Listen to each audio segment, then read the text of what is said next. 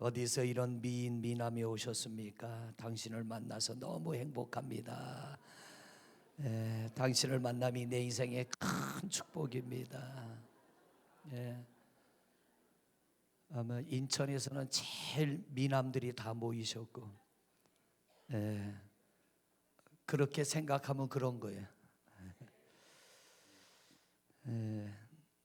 다음 주일은 우리 교회가 추수감사주일로 지키게 됩니다. 그동안 의무적으로 지킨 그런 감사절이었다면 오늘 여러분이 말씀을 잘 들으시고 신앙생활을 가장 잘하는 것은 내 생각대로 하는 게 아니고요, 하나님의 말씀을 붙잡고 하는 거고 또 성령의 감동을 따라서 신앙생활을 하는 겁니다. 성경에 보면 물을 한 잔을 가지고 약자를 대접하더라도 예수의 이름으로, 주님의 이름으로 하면 상이 있다고 했습니다. 12년 동안 혈류병을 앓은 여인이 그 병을 고쳐보려고 전 재산을 다 허비를 했다고 합니다. 전 재산을 다 쓰며 좋다는 약은 다 먹어보고 좋다는 의사는 다 찾아갔지만 그 병이 낫질 않을 때 이제 나는 끝났구나, 이게 내 운명인가 보다, 나는 이렇게 살다 죽어야 되나 보다. 그럴 때 누군가가 절망 속에 있는 이 여인에게 예수님의 이야기를 들려줍니다. 성경에는 소문이라고 써놨습니다. 예수님에 관한 소문을 듣자 절망 속에 있던 이 여인이 희망을 갖기 시작합니다.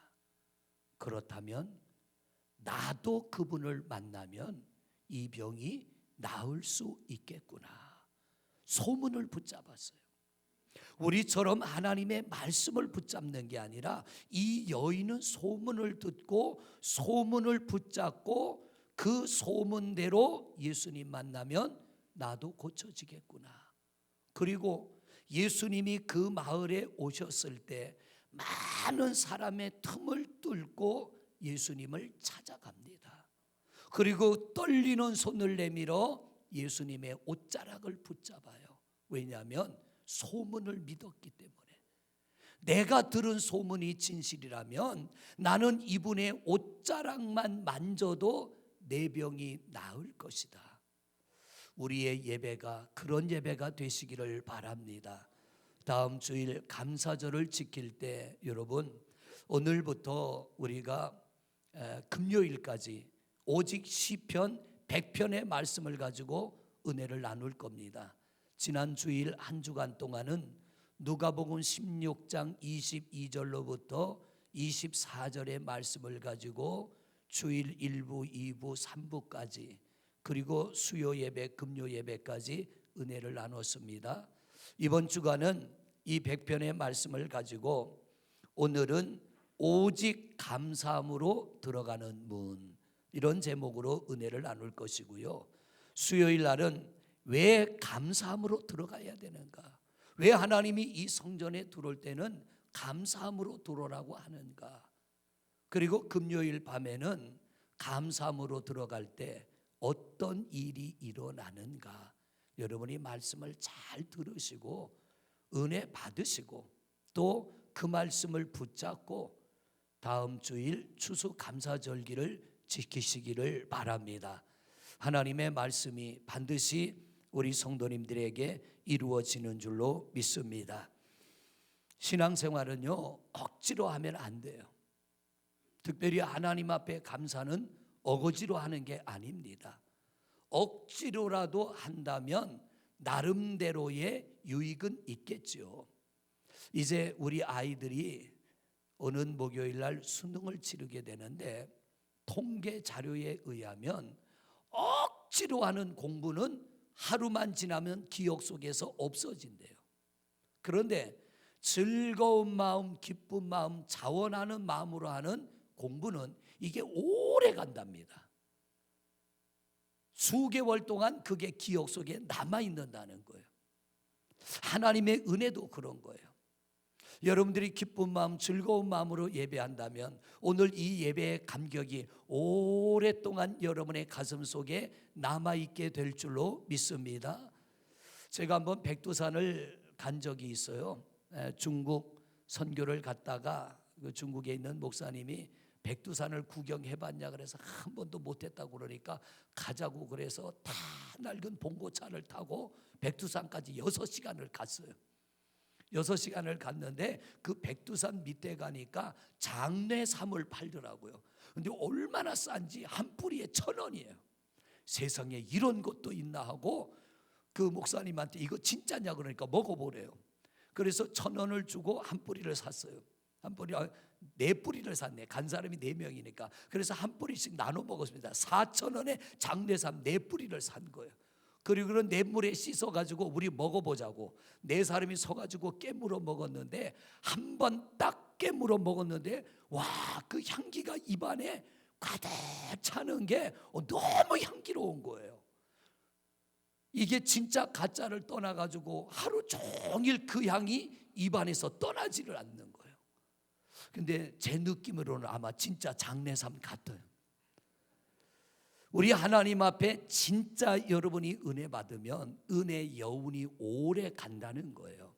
그러므로 우리 모든 예배는 하나님의 은혜를 따라 드리는 예배가 되기를 원하고, 특별히 다음 주일 추수감사절기도요 억지로도 하지 말고 인색함으로도 하지 말고 기쁜 마음으로 참여하는 여러분 되시기를 바랍니다.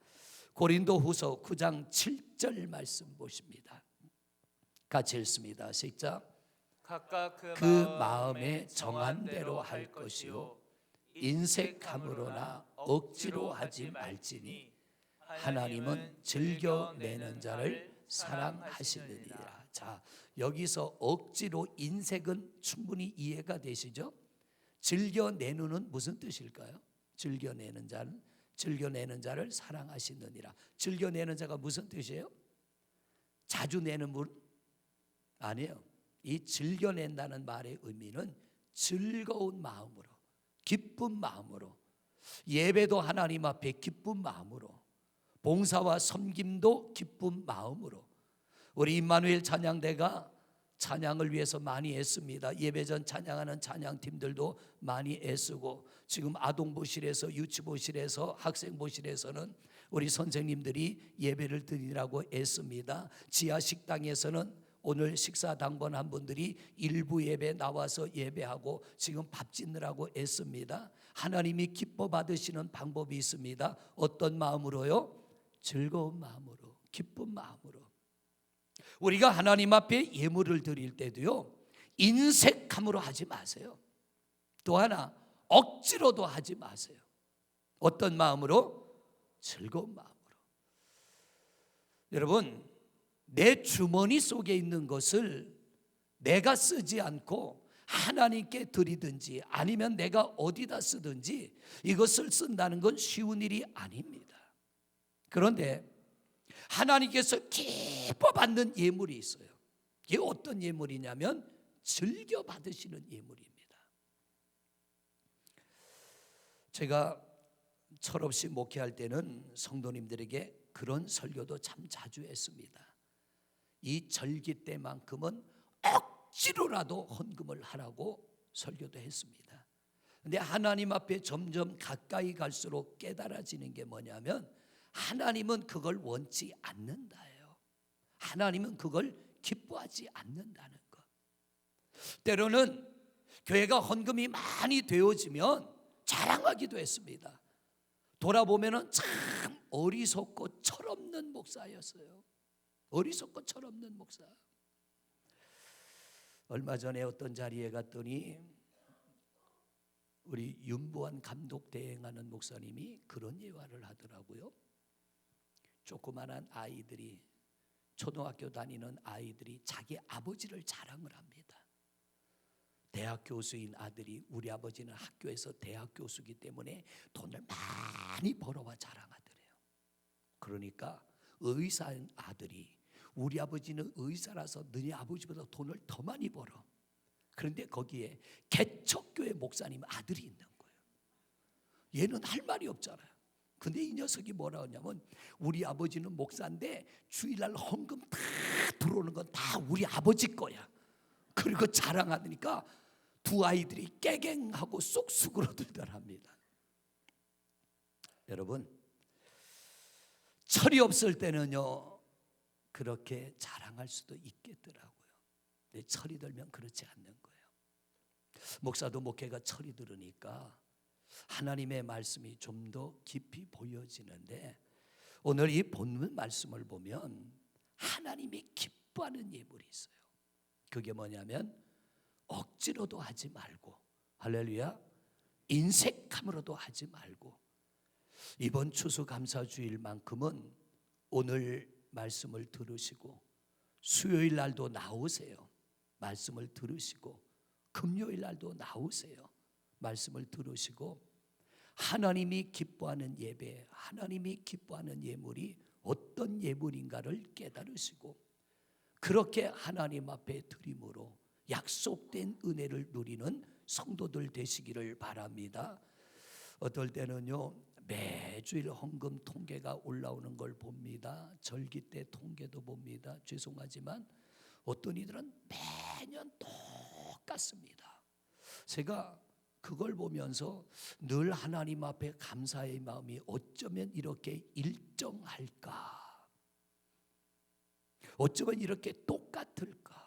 10년 전이나 지금이나 20년 전이나 지금이나 분명히 하나님은 우리에게 새로운 은혜를 주셨음에도 하나님을 향한 마음은 변치 않는다는 것. 그런데 그것을 억지로 하지 마시고요, 하나님의 말씀을 깨닫고 말씀을 받고 감사하는 우리 성도님들이 되시기를 바랍니다. 성경에 기록된 최초의 감사의 제단은 가인과 아벨의 제단이에요. 가인은 농사 짓는 사람이라 농산물로 하나님 앞에 감사를 드렸고, 아벨은 양을 키우는 자라 양을 잡아서 양의 기름과 함께 하나님 앞에 번제를 드렸어요. 그런데 하나님이 가인의 것은 거절하시고 아벨의 것은 받으셨어요. 왜 하나님께서 가인의 것은 거절하고 아벨의 것은 받았는지를 성경에 명확한 답이 없습니다. 그런데 히브리서로 넘어가면 믿음으로 말미암아라고 하는 말씀이 있습니다. 여러분, 우리가 하나님 앞에 예물을 드릴 때 믿음으로 드려야 되고 감사로 드려야 되고 진정함으로 드릴 때 하나님이 그 예물을 받으시는 줄로 믿습니다.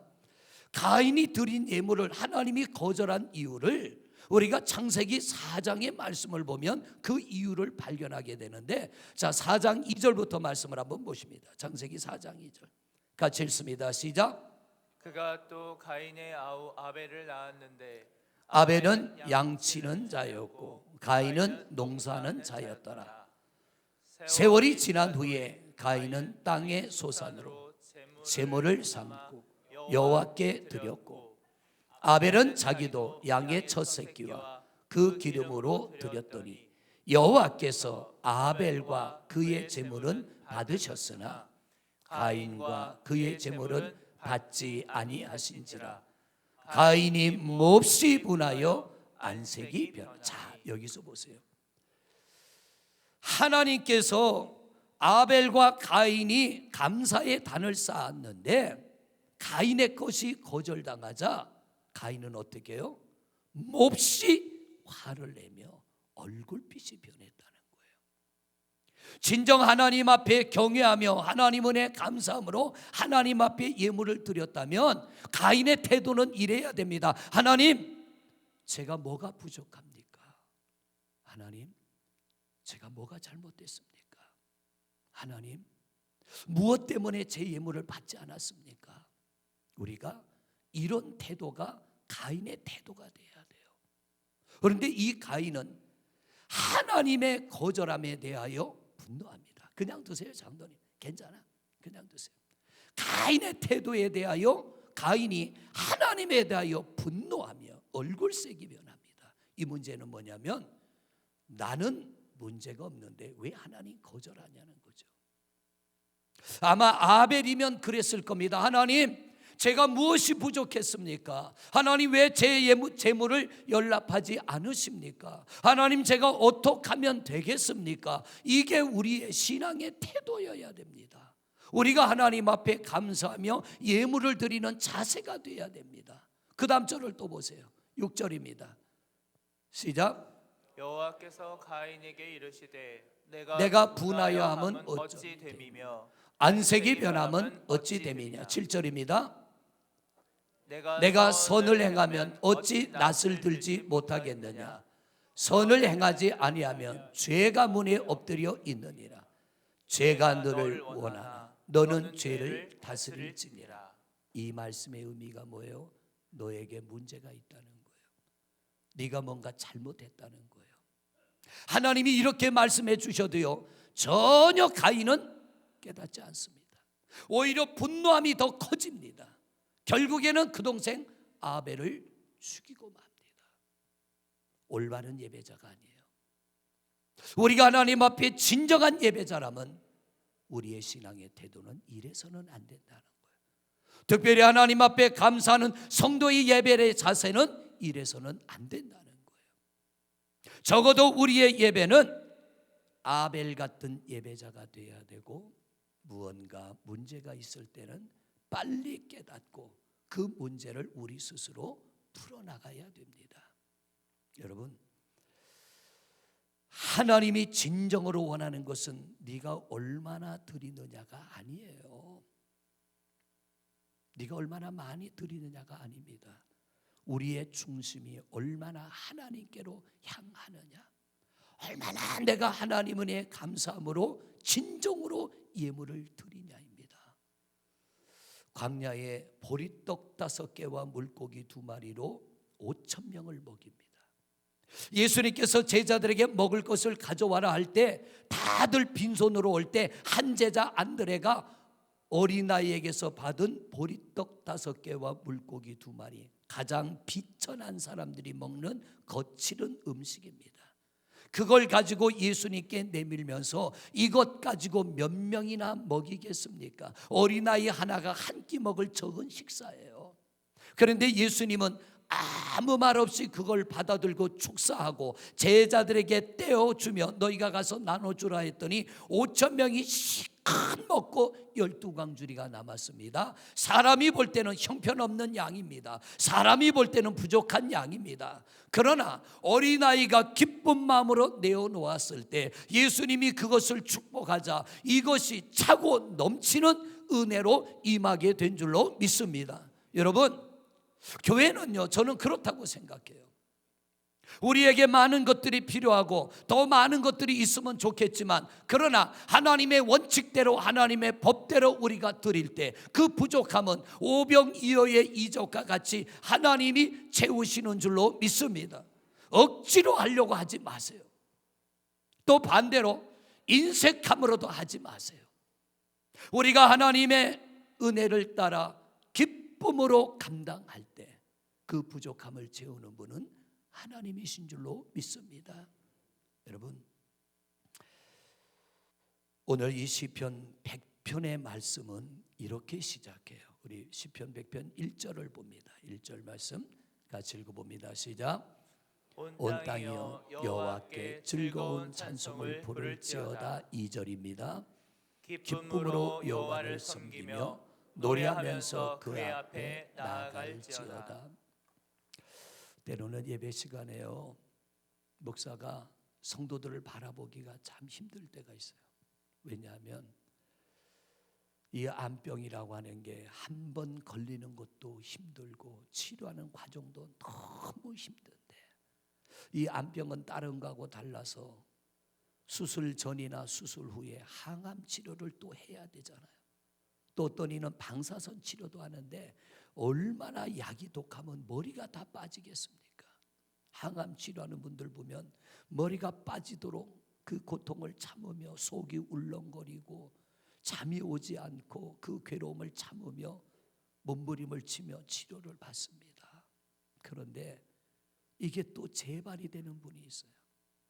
힘겹게 수술을 하고 치료를 했는데 또 재발이 돼서 그 힘든 과정을 또 지나가야 됩니다. 그 치료받는 성도들을 예배 시간마다 바라볼 때에 마음에 많은 부담이 돼요. 왜냐하면 거룩한 부담이에요. 거룩한 부담. 하나님, 한 번도 힘든데 2번씩이나 3번씩이나 이런 일을 겪어야 됩니까? 오늘 말씀을 준비하면서 그런 마음이 들어요. 하나님이면 이런 상태에서 어떻게 즐거운 마음으로, 어떻게 기쁜 마음으로 예배하러 오겠습니까? 한 번도 힘든 병을 2번, 3번씩 겪으면서 그 과정을 거쳐가야 되는데 어떻게 즐거운 마음으로, 어떻게 기쁜 마음으로 들어오라고 합니까? 하나님이면 그럴 수 있겠습니까? 오늘 새벽 말씀을 타이핑을 하는데요, 그런 마음이 내 안에 막 들어오는 거예요. 말씀을 타이핑하다 멈췄어요. 하나님이면 그렇게 할 수 있겠습니까? 그때 하나님이 주시는 은혜가 뭐냐면, 이 어리석은 종아, 깊이 봐라, 멀리 봐라. 그래도 그들이 예배 시간에 이 자리에 온다는 것은 그 안에 믿음이 있는 거 아니냐? 너 왜 그 믿음은 안 보고 그들의 현실만 보냐? 하나님도 안타깝고 저도 안타깝고 본인도 안타까운데 하나님이 하시는 말씀이, 그래도 그들 안에 그 아픔을 이기고 나와서 예배하는 믿음을 봐라. 2번째, 하나님이 주시는 은혜가 뭐냐면 언젠가는 그 고통에서 벗어날 거야. 지난주 한 주간 동안 누가복음 16장 22절로 24절의 말씀의 주인공은 둘입니다. 이름 없는 부자와 가난한 나사로 이야기입니다. 부자는 모든 걸 다 가진 사람이에요. 건강도 가졌고 재물도 있고 권세도 있고 집도 있고 종도 있고 가족도 있고 많은 친구도 있습니다. 그 반면에 나사로는 아무것도 없어요. 가족도 없습니다. 친구도 없습니다. 집도 없습니다. 먹을 것도 없습니다. 아무도 없어요. 극과 극의 2사람. 그런데 결국에 모든 걸 가진 부자는 어떻게 돼요? 영원한 지옥으로 가고, 아무것도 없는 나사로는 천국으로 갔습니다. 부자는 지옥에서 영원한 고통을 당하나 아무것도 없는 나사로의 마음속에는 믿음이 있고 예수님이 있었기에 아브라함의 품에 안겨 안식을 누리는 줄로 믿습니다. 언젠가는 벗겨지는 그날이 오는 거예요. 변함없이 하나님 앞에 믿음으로 나와 예배하고 하나님을 높이고 하나님 앞에 경배할 때에 나사로에게 입혀진 은혜가 내 은혜가 될 줄로 믿습니다.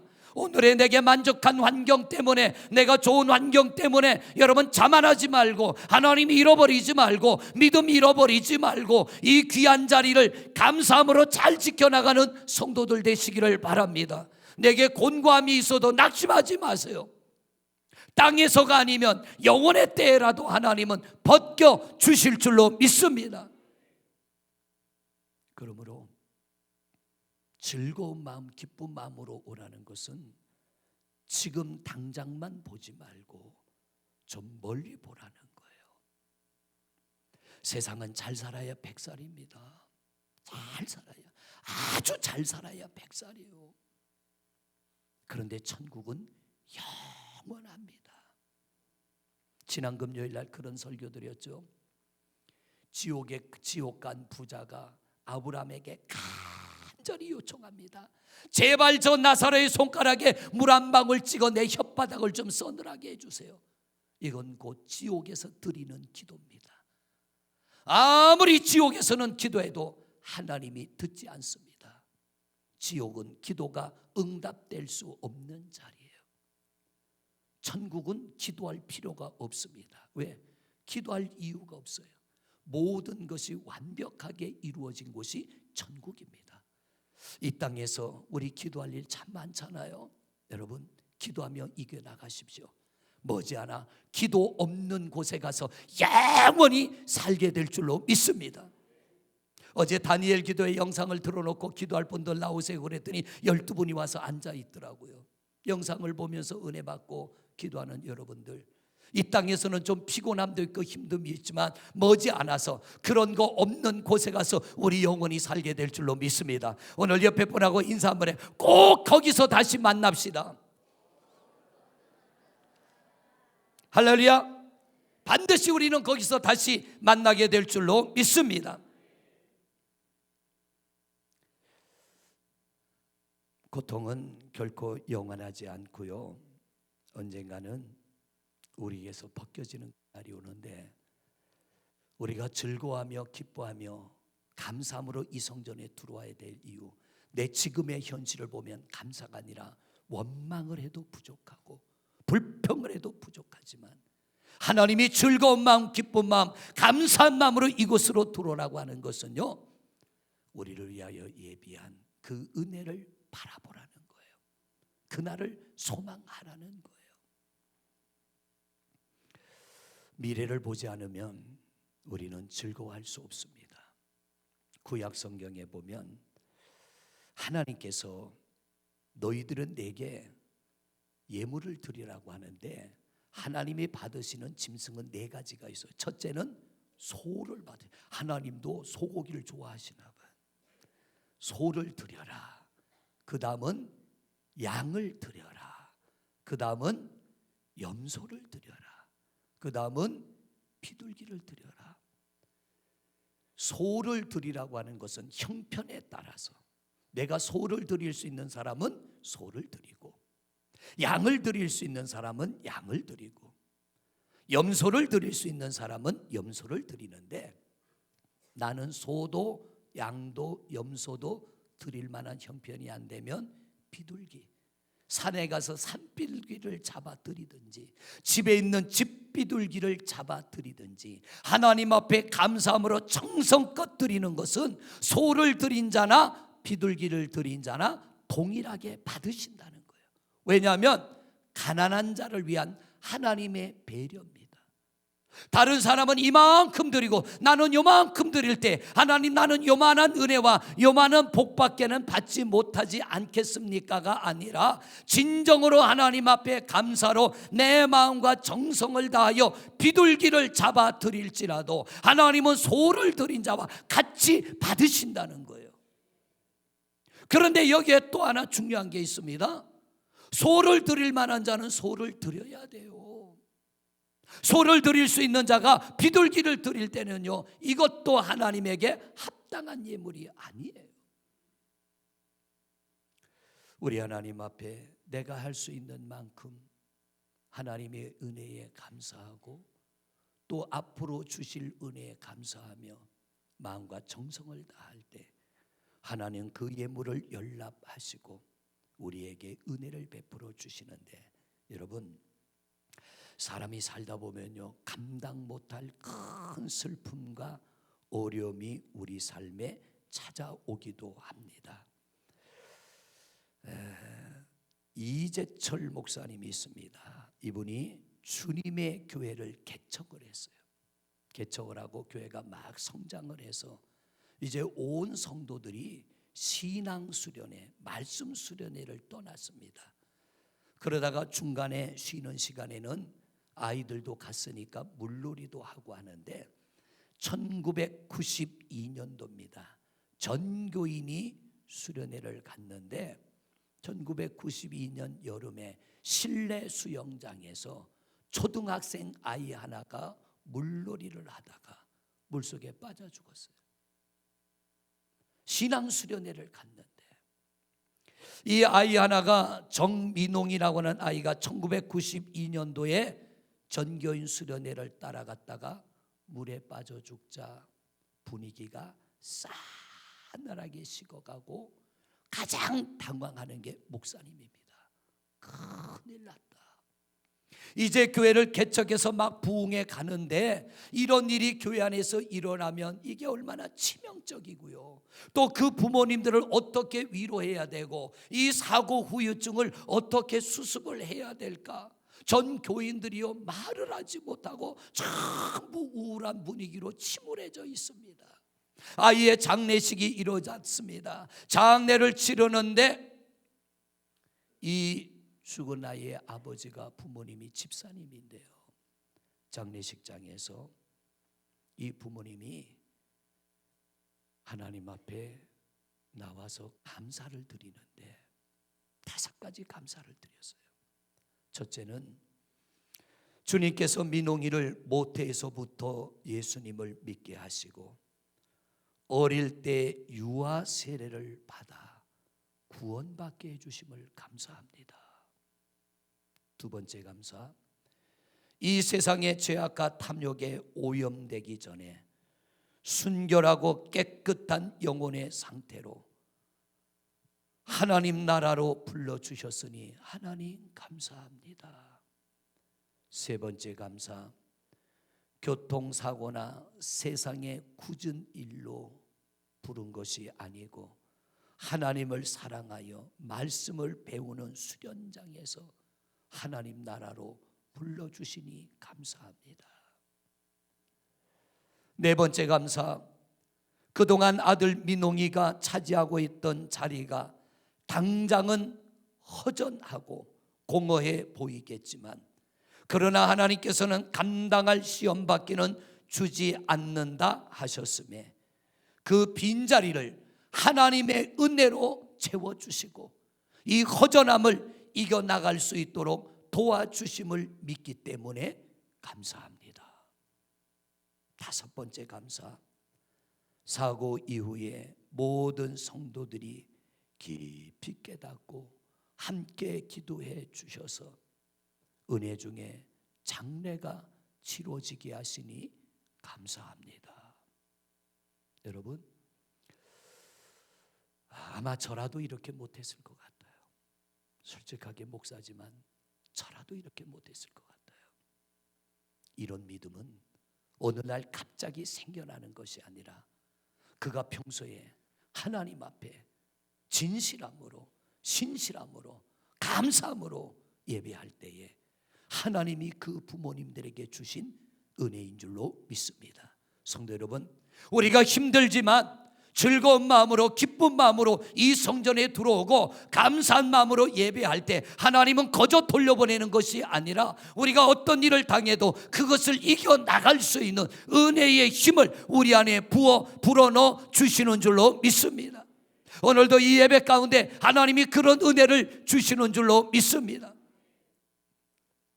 어제는 노성한 장로님이 카페에서 만났는데 노 장로님이 그래요. 목사님 당진 다녀오셨어요? 그러더라고요. 그래서 제가 소문도 빠르네. 어떻게 아셨어요? 몇 주 전에 탑동교회 새벽 부흥에 다녀왔습니다. 그랬더니 그 장로님이 그 탑동교회 아는 장로님이 2분 계신데요. 근데 그분이 전화가 왔더랍니다. 긴장되잖아요. 부흥에 갔는데 전화가 왔다 그러니까 이게 또 무슨 일인가 왜요? 그랬더니 목사님 새벽 1시간 부흥회를 했는데 그 장로님 얘기가 몇 년 만에 처음 울어봤다고, 처음 은혜 받고 울어봤다고, 너무 감사하다고. 그래서 그 노장로님이 그랬답니다. 그 목사님이 우리 집안 감리사야 그랬대. 제가 간증한 건요, 그날 설교를 다 끝내고 단양에서 아들 셋 죽은 장로님 그 간증했어요. 여러분, 우리 믿음은 이래야 됩니다. 별것 아닌 요만한 것 가지고 시험 들어서 교회를 가네 안 가네, 예배를 드리네 안 드리네, 나는 사명을 감당하네 안 하네, 이 믿음 가지고 어떻게 천국을 가겠습니까? 한 해의 아들 셋을 떠나보내고도 하나님이 내 아들 셋을 먼저 부른 것은 그들의 영혼을 이 땅에 오래 두면 때가 묻을까 봐 하나님이 부르셨으니 목사님 용기 내서 목회 열심히 하십시오. 이런 장로님들이 계시고 이런 부활의 믿음을 가진 성도들이 있기 때문에 하나님은 오늘도 한국교회를 붙들고 계시고 대한민국을 붙들고 계신 겁니다. 우리 예수 잘 믿읍시다 그랬어요. 우리도 예수 잘 믿읍시다. 아멘을 저 뒤에서 말하네.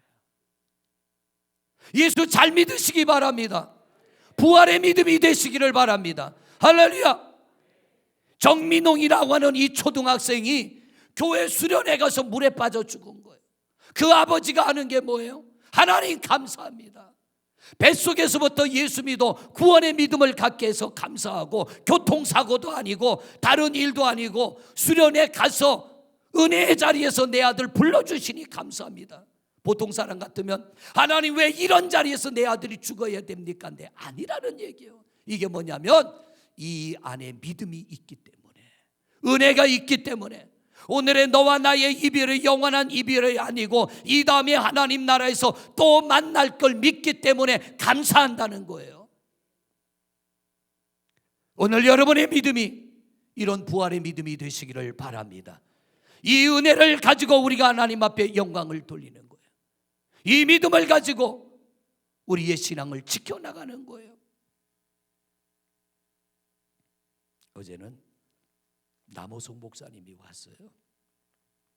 왜 왔냐고 그러니까 목사님 인사도 드리고요, 할 말도 있어 왔어요. 그래서 뭔 말하러 왔니?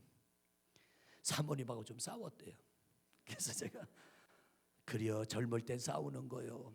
그런데 목사님 감사해서 왔어요. 왜 왔냐? 목사님도 사모님하고 싸웠다고 그랬잖아요. 그랬지. 그런데 사모님하고 싸우고 나서 사모님을 하루 저녁 내쫓았대요. 그래가지고 사모님이 언니 집에서 자고 왔대요. 토요일 날 아침에 우리 지방 남선교회하고 장로회에서 개척교회니까 도우려고 갔는데, 그래 아침에 일찍 양복 입고 카페에 나갔는데 아무래도 안 되겠더래요. 그래서 성경책을 들고 집으로 갔대요. 왜냐하면 저하고 집사람하고 싸우고 어떻게 화해했는지를 알고, 그래 자기도 그대로 하려고 성경 들고 집에 갔대요. 그리고선 사모님한테 앉아, 그리고 성경책 내놓고 예배를 드리고, 그리고 제가 한 것처럼 사모님 붙들고 둘이 통곡을 하고 기도를 했대요. 그리고 났더니 눈 녹듯이 다 녹아져서 목사님 좋은 이야기 해주셔서 감사합니다. 그래서 사모님하고 관계가 다 풀려졌다는 거예요. 은혜로 살면 해결됩니다. 감정으로 살면 망하고 감동으로 살면 흥하게 될 줄로 믿습니다.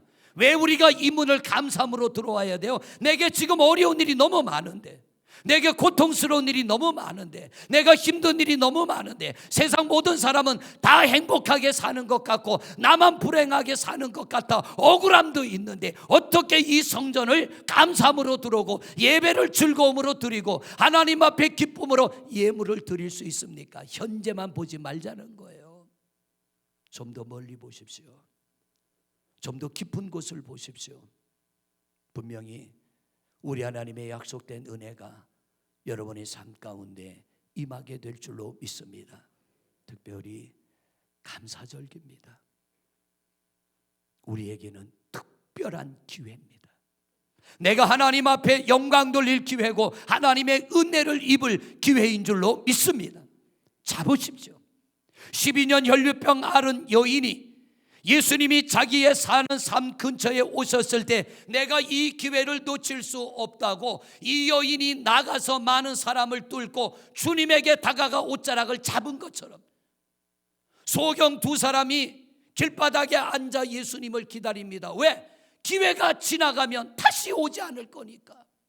그 기회를 잡으려고 기다렸다가 예수님이 가까이 오는 사람들의 웅성거리는 소리가 들릴 때 다윗의 자손 예수여 나를 불쌍히 여겨주소서. 사람들은 조용히 하라고 합니다. 그러나 이 소경은 절박함이 있습니다. 이 기회를 놓치면 안 되는 거예요. 더욱 소리 지릅니다. 다윗의 자손 예수여 나를 불쌍히 여겨주소서. 예수님이 그 소리 듣고 데려오라고 합니다. 뭐 해주길 원하냐? 주님 보기를 원하나이다. 내 믿음대로 될지어다. 할렐루야. 절기는 부담이 아닙니다. 기회입니다. 하나님의 새로운 은혜를 입는 기회인 줄로 믿습니다. 억지로 하지 마십시오. 인색함으로도 하지 마십시오.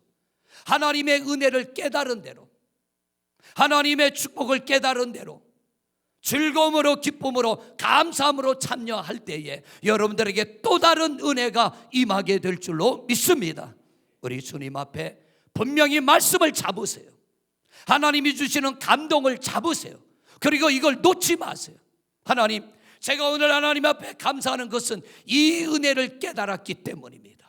내가 이 감동을 받았기 때문입니다.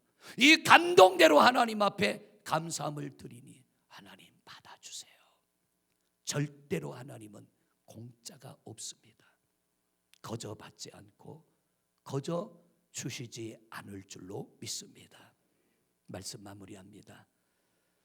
좀 피곤하고 힘들어도 수요일 날 나오세요. 금요일도 오세요.